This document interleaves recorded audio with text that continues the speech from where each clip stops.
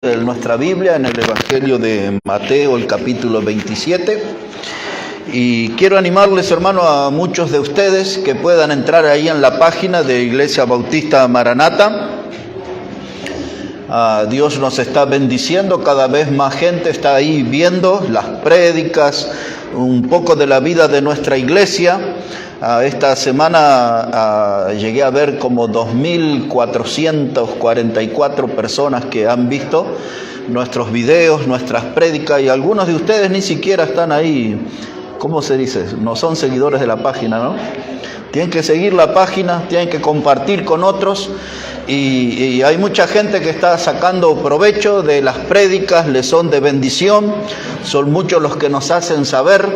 Hay muchos predicadores jóvenes, muchos son contactos nuevos para mí, y son pastores jóvenes de 30 años y gente que me vio de adolescentes, en principio de su juventud, por Centroamérica predicando, y ahora se están sumando, y bueno, yo los estoy conociendo también a ellos.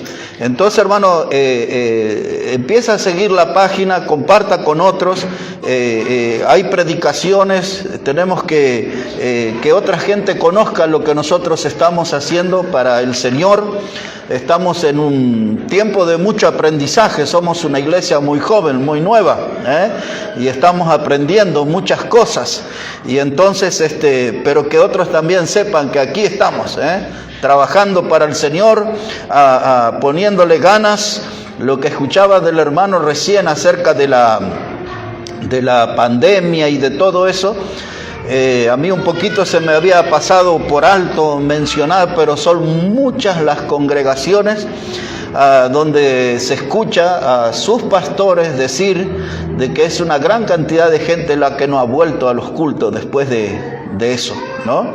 Y nosotros no hemos sufrido mucho ese efecto, yo creo que casi nada, pero sí hay muchos pastores que dan a conocer de cómo la gente se alejó después de todo ese tiempo de encierro, ¿no? En distintos países. Así que gracias a Dios nosotros estamos aquí, y esta mañana para aprender de la palabra de Dios y este tema que vamos a colocar aquí con un aire renovado, porque yo hace muchos años prediqué de esto, sobre el privilegio de caminar con el Hijo de Dios. Busque ahí en su Biblia, por favor, el Evangelio de Mateo, el capítulo 27. Evangelio de Mateo, el capítulo 27, y vamos a poner nuestra mirada en el verso 26 en adelante. Así nos dice la palabra de Dios. Mateo 27, versículo 26, dice: entonces le soltó a Barrabás, y habiendo azotado a Jesús, le entregó para ser crucificado. Y entonces los soldados del gobernador llevaron a Jesús al pretorio, y reunieron alrededor de él a toda la compañía, y desnudándole le echaron encima un manto de escarlata, y pusieron sobre su cabeza una corona tejida de espinas y una caña en su mano derecha, e hincando la rodilla delante de él le escarnecían diciendo: salve, Rey de los judíos. Y escupiéndole, tomaban la caña y le golpeaban en la cabeza. Después de haberle escarnecido, le quitaron el manto, le pusieron sus vestidos y le llevaron para crucificarle. Y cuando salían, hallaron a un hombre de Cirene, que se llamaba Simón, y a este obligaron a que llevase la cruz. Ponga la atención en el último versículo. Un hombre venía del campo, se llamaba Simón, era de la ciudad de Cirene, eso es en el norte del África, así que estamos hablando de un hombre con su piel oscura, y venía también, según el Evangelio, con uno de sus hijos, y de pronto se cumplió lo que era un edicto. Un edicto era una ley donde un soldado romano tenía el derecho de pedirle a un judío que llevara durante 1 milla una carga. Esa carga podía ser armas, podían ser herramientas, podían ser las compras en el mercado, en este caso una cruz. Y vieron a este Simón de Cirene y dice que pusieron sobre él la cruz, la que estaba llevando Jesús. La ley decía que debía hacerlo por 1 milla, ese era el equivalente a unos 1000 pasos, se traduce en unas 15 cuadras. La ley indicaba que el judío, cuando llegaba a esa distancia de 15 cuadras, tenía que tomar un trozo de madera, una estaca, y ahí clavaba en señal de que no se movía un paso más. Por eso en otra parte del Evangelio el Señor dice, si te piden 1 milla, tú llévala 2. Porque lo que la ley decía era hasta ahí, se cumplía y se despojaba de todo lo que cargaba. Así que ahora Simón de Cirene estaba llevando la cruz del Señor. Él vio 3 hombres que venían, 3 hombres que habían sido maltratados, malheridos, muy lastimados, con un rostro muy difícil de distinguir. Uno de esos 3 hombres estaba más lastimado, era Jesús. Y de pronto Simón se encuentra frente al Señor, él no sabía quién era, pero sintió esa mirada profunda, sintió esa mirada penetrante, una mirada que Simón jamás iba a olvidarse por el resto de su vida. Era la mirada del Señor. Y de pronto no podía entender lo que estaba pasando. La gente insultaba a ese hombre malherido, la gente tiraba piedras, la gente le escupía, le insultaba, y de pronto le quitan la cruz y le ponen sobre Simón. Y entraron a caminar en un lugar que se conoce como la Vía Dolorosa. Y el final de esa vía es lo que conocemos como el Monte Calvario, el Gólgota, le llama el Evangelio, o Monte de la Calavera.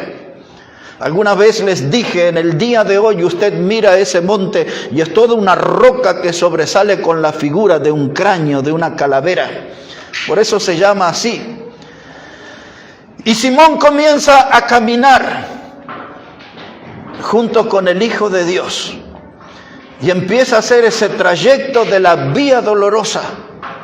Y ese es el enorme privilegio que él tuvo en su vida y que pudo dar testimonio que él caminó junto al Hijo de Dios. Él no sabía que Jesús iba a ese lugar para morir por él. Él no sabía que Jesús iba a ser crucificado para traer salvación eterna al pecador arrepentido.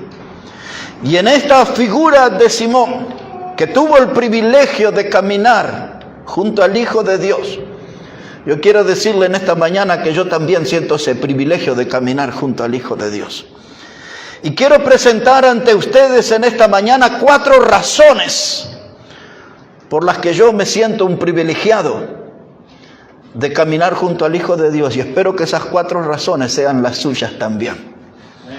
La primera razón que presentaré en esta mañana, que siento como un privilegio el caminar junto a Jesús, el Hijo de Dios, es porque Él oró por mí. Les hablaré de eso si me acompañan al Evangelio de Lucas. Allí, por favor, Evangelio de Lucas, el capítulo 22, versículo 39.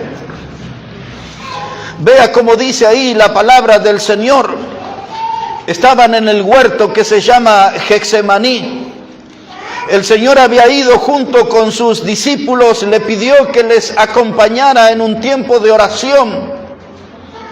El Señor tomó distancia de sus discípulos y al regresar les halló durmiendo. El Señor les reprendió diciéndole que no le habían podido acompañar ni siquiera 1 hora en la oración. La Biblia dice, y ya lo leeremos aquí, que el Señor tomó distancia de sus discípulos como un tiro de piedra.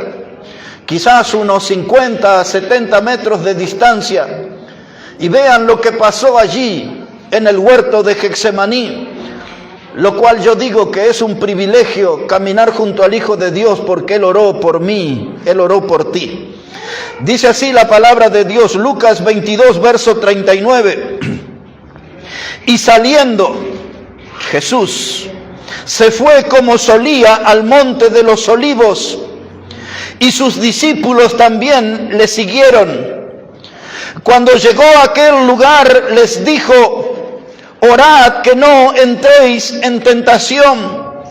Y él se apartó de ellos a distancia como de un tiro de piedra, y puesto de rodillas oró, diciendo: Padre, si quieres, pasa de mí esta copa, pero no se haga mi voluntad, sino la tuya. Y se le apareció un ángel del cielo para fortalecerle, y estando en agonía oraba más intensamente, y era su sudor como grandes gotas de sangre que caían hasta la tierra. Ahora aquí la palabra de Dios nos muestra a Jesús orando. Este era el paso previo a la cruz. Entendamos esta situación. Era el momento de la decisión más importante, donde Jesús tenía que decidir ir a la cruz a morir por nosotros los pecadores o no hacerlo. Él estaba aquí orando, consultando con su Padre, y de pronto dice el texto que apareció una copa que le impresionó. Era una copa inmunda. Muchos se preguntan cuál era el contenido de esa copa. La mayoría de los predicadores creemos que en esa copa estaba el pecado de todas las personas, de todas las edades de la historia de la humanidad. En esa copa inmunda y asquerosa estaba el pecado de todos los seres humanos. Ahí estaban sus pecados y los míos, que no son pocos, estaban en esa copa. El Hijo de Dios, quien es el autor de la vida, el Hijo de Dios que es santo, estaba allí cara a cara con el pecado que era el contenido de esa copa, y él necesitó consultar con su Padre ante eso tan extraño, tan ajeno a su naturaleza, que era el contenido pecaminoso. Y dice: Padre, si es tu voluntad, pasa de mí esta copa. No quiero saber nada con eso. Pero resulta que él había venido a morir por los pecadores. Y la palabra de Dios ahora nos dice que después que tomó esa distancia de los discípulos de un tiro de piedra, se puso de rodillas y oró. Y eso nos enseña a nosotros también una postura de oración. Y despierta una pregunta en esta mañana: ¿cuánto hace que no doblamos rodillas delante de Dios? En nuestra soledad. Cuando venimos los jueves, la mayoría de los jueves nos arrodillamos aquí. Pero en nuestra vida de hogar, ¿tenemos esa postura? ¿Tenemos esa actitud delante de Dios de doblar las rodillas y hablar con Él? Ahí vemos a Jesús, el Hijo de Dios, orando con sus rodillas dobladas. ¿Y qué es lo que Él estaba orando? Estaba pidiéndole Él al cielo por misericordia y por perdón de nuestros pecados.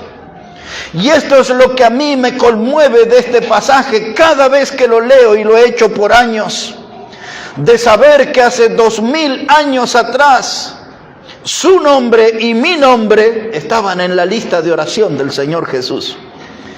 Su nombre y mi nombre fueron presentados ese día al cielo, porque Jesús sabía que 2000 años después, pecadores como nosotros, necesitaríamos un Salvador como Él. Y esa oración a mí me conmueve. Un detalle más, dice la Biblia que cuando Él dobló sus rodillas y se puso a orar, dice que Él entró en agonía. La palabra agonía, como fue escrita aquí en el idioma griego, es la palabra agón. Esa palabra agón era un término que se utilizaba en las batallas, cuando los soldados se enfrentaban ejército con ejército. Ese grito final para el choque que en la Biblia se llama algazara, ese grito, último grito, y se trenzaban en la batalla. La palabra agonía significa eso, es ese grito, por lo cual la oración del Señor Jesucristo no era un murmullo, no era algo entre labios, era una oración resonante que se podía escuchar con claridad en el cielo. E insisto, Él estaba orando por usted y por mí ahí, estando en agonía. Y tal fue la situación que dice el texto que leímos, que tuvo que venir un ángel del cielo para ayudarle.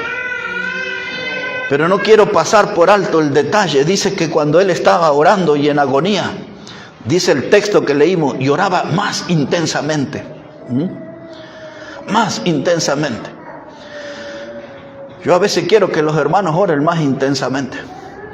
A veces en nuestras reuniones de oraciones estamos aquí 10, 12 personas orando y ni se escucha el que está orando. Hay que orar, hermano, abrir la boca y expresarse delante de Dios y hablar con Dios con entusiasmo y hablar con Dios con confianza y hablar con Dios con fe, sabiendo que Él escucha nuestro ruego, nuestra súplica y que Él vendrá en nuestra ayuda, en nuestro auxilio. Dice la Biblia, Jesús de rodillas oró intensamente.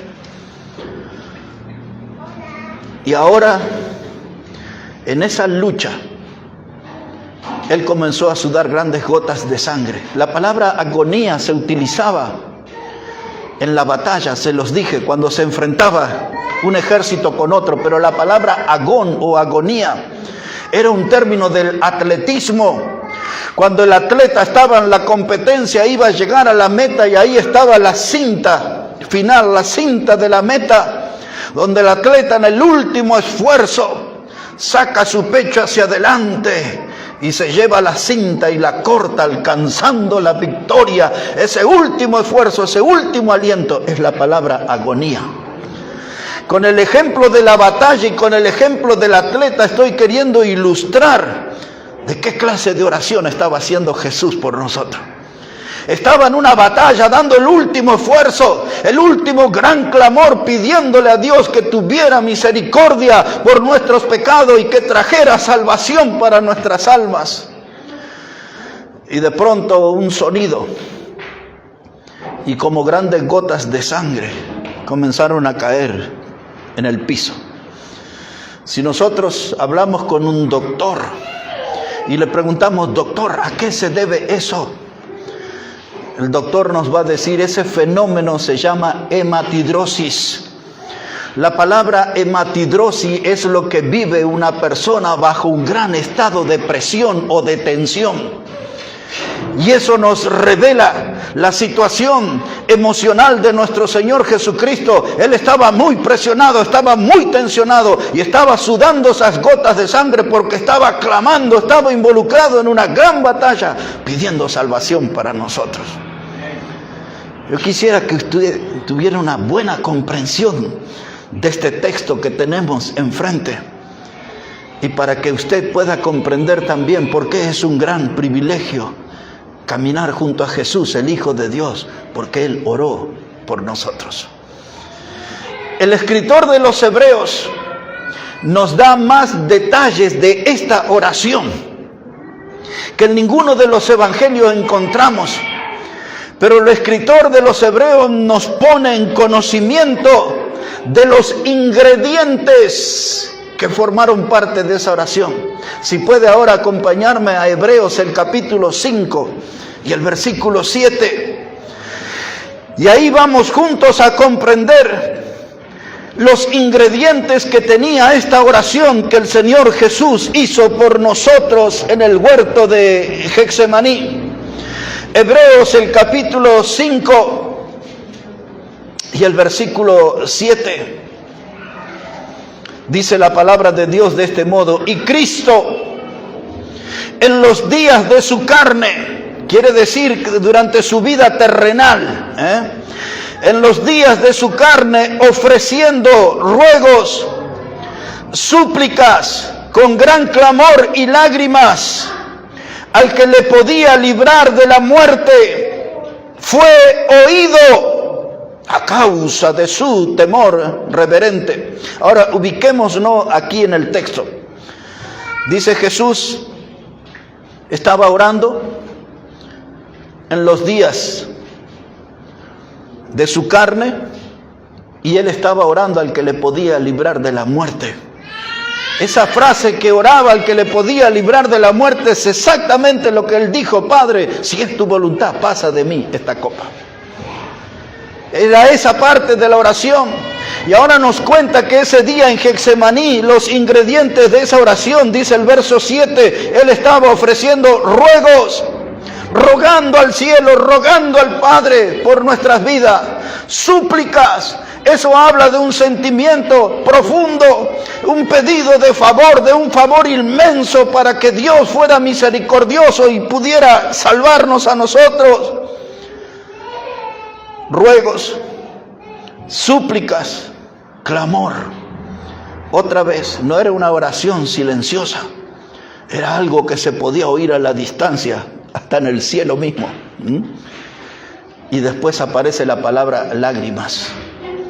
Ese día el Señor lloró por cada uno de nosotros, conmovido por nuestra situación de pecadores, conmovido por nuestra situación de gente perdida que anda a paso firme rumbo al infierno. Hizo ruegos, hizo súplica, hizo clamores, derramó lágrimas, pidió a Dios misericordia, perdón de pecados y salvación para cada uno de nosotros. Y ahora, algunos de ustedes, al tomar conocimiento de esto en esta mañana, deberían sentir como un gran privilegio caminar junto al Hijo de Dios, porque Él un día oró por nosotros. Jesús oró por nosotros. La segunda razón por la cual es un privilegio para mí caminar junto al Hijo de Dios es porque Él sufrió por mí. Él sufrió por nosotros. Volvemos un momento al Evangelio de Mateo, al capítulo 27 que hemos leído. El Evangelio de Mateo, el capítulo 27. Y ahora vamos a volver a poner la mirada en el versículo 28. Mateo, el capítulo 27 y el versículo 28. Dice la palabra de Dios allí.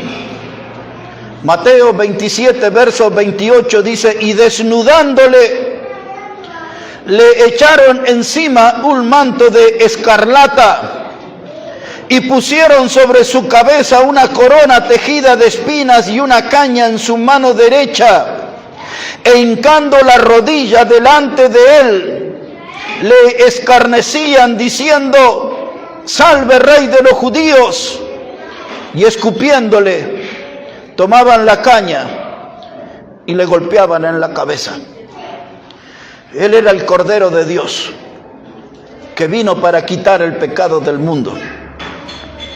Él no podía reaccionar frente a esta agresión humillante. La Biblia dice que le desnudaron. La Biblia dice que le abofetearon. Hicieron una corona de espina. Alguien con un corazón muy malvado utilizó espinas que eran el símbolo de la maldición.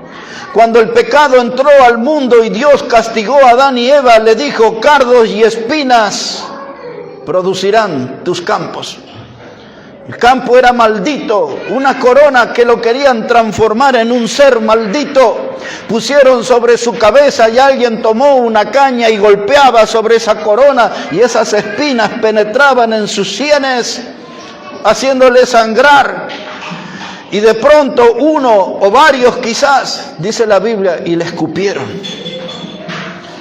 El profeta Isaías en el capítulo 52 al final usa la palabra esputos. Esa palabra quiere decir le escupieron. Y da un detalle en ese mismo texto Isaías que no lo encontramos en los evangelios, pero Isaías dice: le mesaban la barba. Quiere decir que literalmente le arrancaban de sus pelos. Y ahora estamos viendo al Hijo de Dios sufrir por nosotros.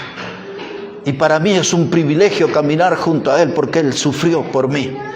toleró todo eso por amor a nosotros. Una reacción de Él hubiese eliminado la posibilidad de ir a la cruz. Un solo pecado que hubiese sido suficiente para estar descalificado para morir por nosotros. Él tenía que llegar a la cruz sin pecado. ¿Quién de nosotros toleraría todo esto?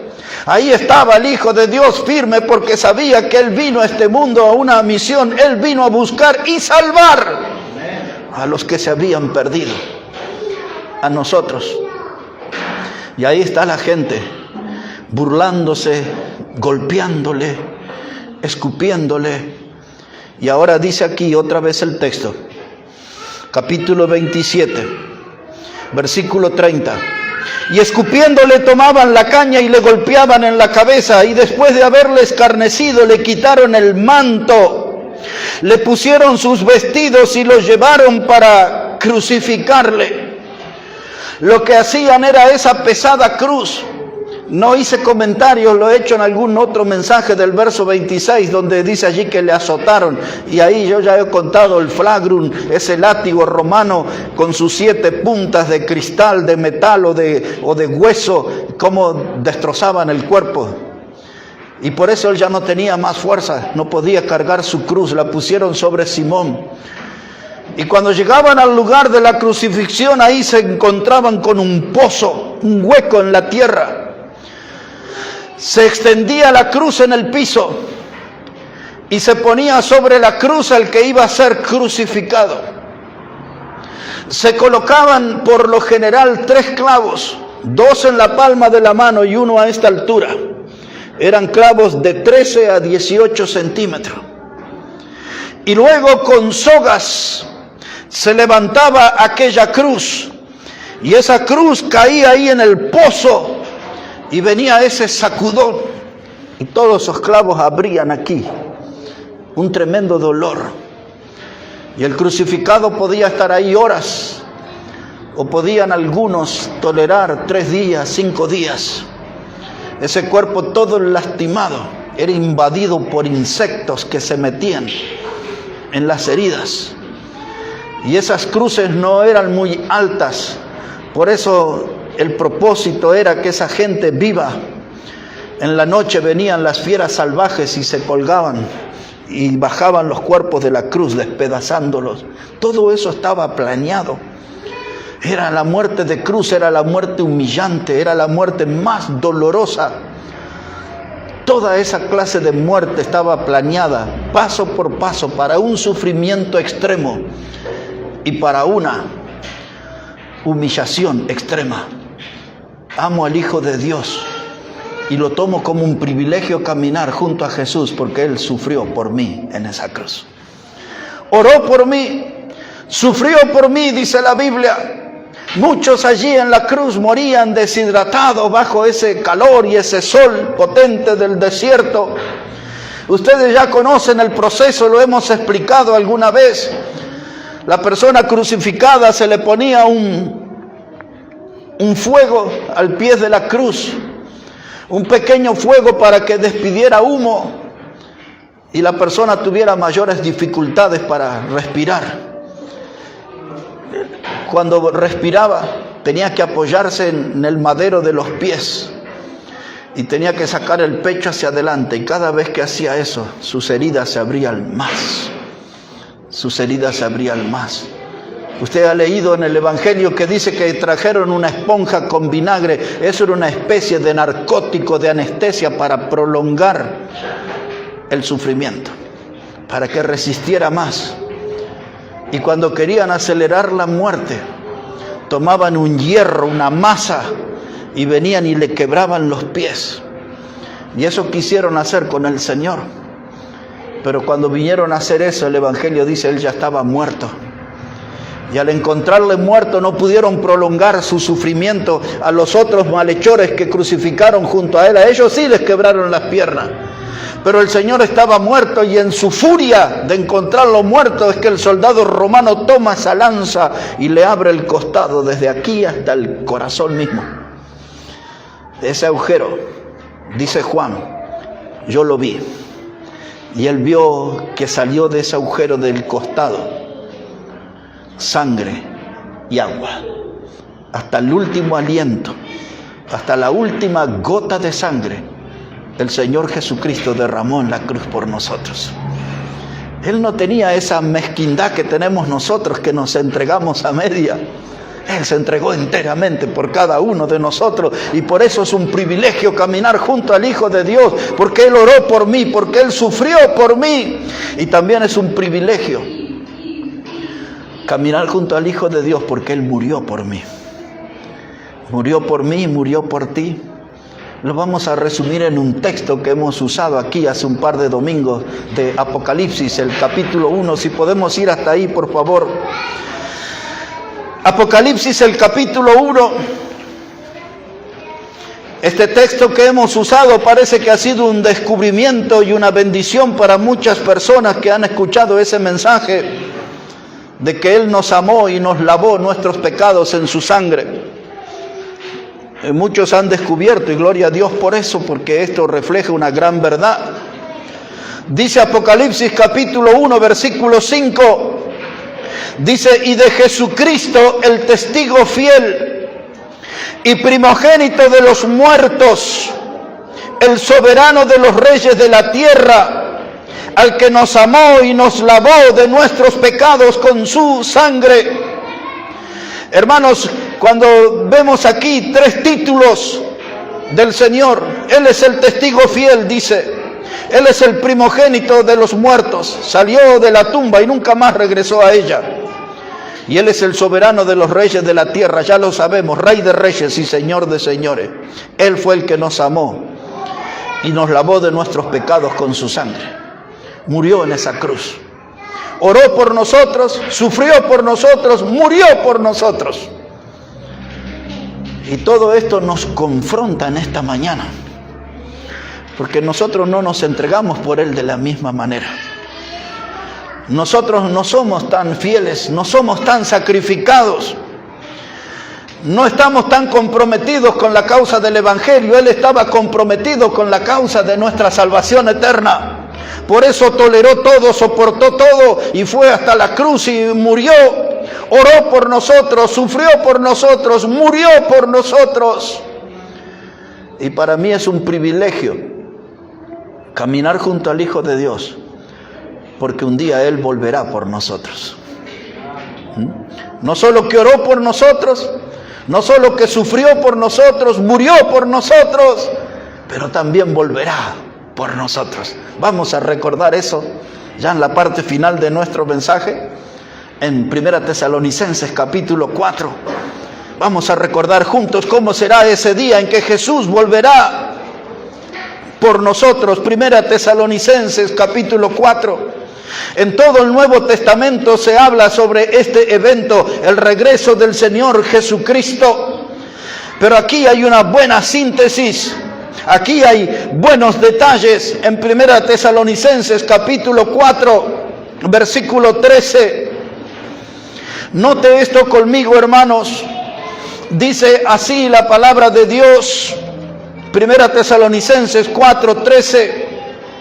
Tampoco queremos, hermanos, que ignoréis acerca de los que duermen, para que no os entristezcáis como los otros que no tienen esperanza. ¿Quiénes son los otros? Los incrédulos, los que desprecian el Evangelio, el amor de Dios, la salvación en Cristo. Ellos no tienen esperanza, ellos hablan en términos que me muero y me ponen en el cementerio y ahí termina todo. Pero Pablo le escribe a la iglesia y le dice: nosotros no somos como ellos que no tienen esperanza. Y ahora da las razones por las cuales sí tenemos esperanza. Dice: porque si nosotros creemos que Jesús murió y resucitó, así también traerá Dios con Jesús a los que durmieron en Él. Por lo cual os decimos esto en palabra del Señor, que nosotros que vivimos, que habremos quedado hasta la venida del Señor, no precederemos a los que durmieron. Porque el Señor mismo, con voz de mando y con voz de arcángel y con trompeta de Dios, descenderá del cielo, y los muertos en Cristo resucitarán primero. ¿Qué es lo que está hablando? para los que quizás están escuchando por primera vez de este gran evento. Ese tiene que ver con la palabra que está aquí a mi espalda y que le da nombre a nuestra congregación, Maranata. Cristo viene y viene pronto. Pues eso es lo que quiere decir eso. Cristo viene y viene pronto, Él vendrá. Y dice la palabra de Dios que cuando Él venga, los muertos en Cristo resucitarán primero.